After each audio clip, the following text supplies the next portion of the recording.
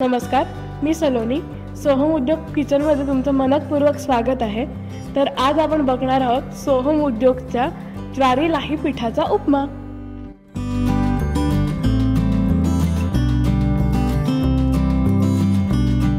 आता या पदार्थासाठी लागणारी सामग्री आपण पाहूया. भोपळी मिरची, कांदा, मटार, किसलेलं गाजर, उकडलेले कॉर्न, मिरची क्रश करून घेतली आहे, कोथिंबीर, मोहरी, जिरं, मीठ आणि हळद आणि सोहम उद्योगचं ज्वारी लाही पीठ. तर आता आपण कढई तापवत ठेवूया. त्याच्यामध्ये थोडंसं फोडणीपुरतं तेल घालूया. आता तेल तापलंय तर आपण फोडणी देऊया त्याला. पहिल्यांदा घालते मी 1 चमचा मोहरी, मग 1 चमचा जिरं, अर्धा चमचा हळद आणि आता कांदा. हे आता आपण थोडं हलकं परतून घेऊया आणि आता त्याच्यात भोपळी मिरची घालूया. भोपळी मिरची आणि कांदा शिजायला थोडा वेळ लागतो, त्यामुळे ते प्रथम घालायचं.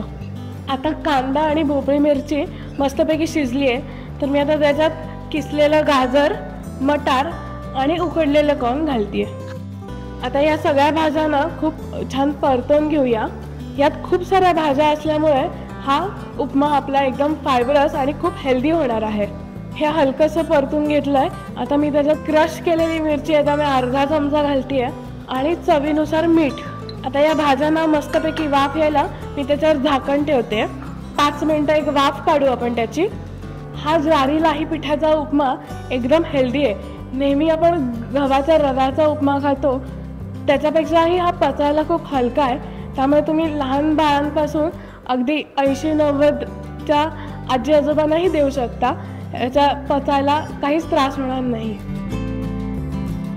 आता या भाज्यांना छान वाफ आलेली दिसते, तर मी ह्याच्यात आता 1 वाटी ज्वारी लाहीचं पीठ घालते. हे तुम्ही बघूच शकता किती हलकं आहे. आणि आता हे सगळं एकत्र मिक्स करून घेऊया.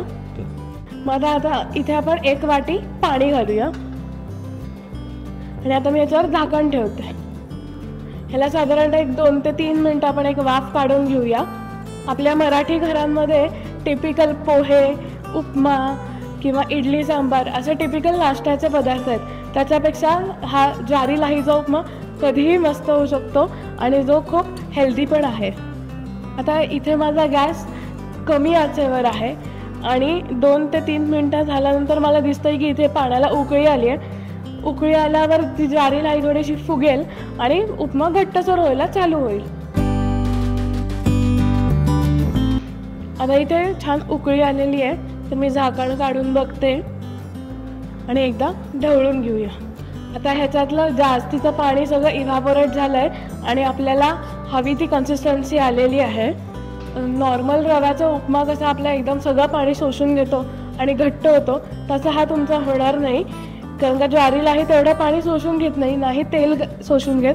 त्यामुळे मी तेलही तुम्ही बघितलं असेल तर कमी घातलं होतं आणि पाणीही जेवढाच तेवढं पुरलं. आपल्या रव्याच्या उपमाला पाणी 1 ला 1.5 वाटी वगैरे लागतं. तर इथे आपला आता ज्वारी लाही पिठाचा उपमा तयार आहे. मस्तपैकी वास सुटला आहे त्याचा आणि आता मी त्याचा गॅस बंद करून टाकते.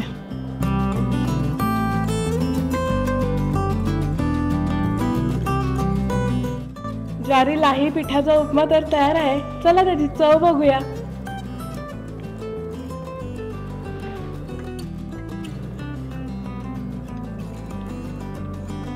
वाव, सगळ्या भाज्यांची चव इतकी मस्त लागतीये आणि ज्वारी लाही पिठाची चव इतकी मस्त कळून येते. खरंच खूप सुंदर झालाय. तुम्हाला पण हा खायचा आहे का उपमा? तर सोहम उद्योगचं ज्वारी लाही पीठ तुमच्या जवळच्या स्टोअर्समध्ये उपलब्ध आहे. तसंच आमची ऑफिशियल वेबसाईट आहे, त्यावरून तुम्ही ऑर्डर करू शकता. भारतात व भारताबाहेरही उपलब्ध आहे.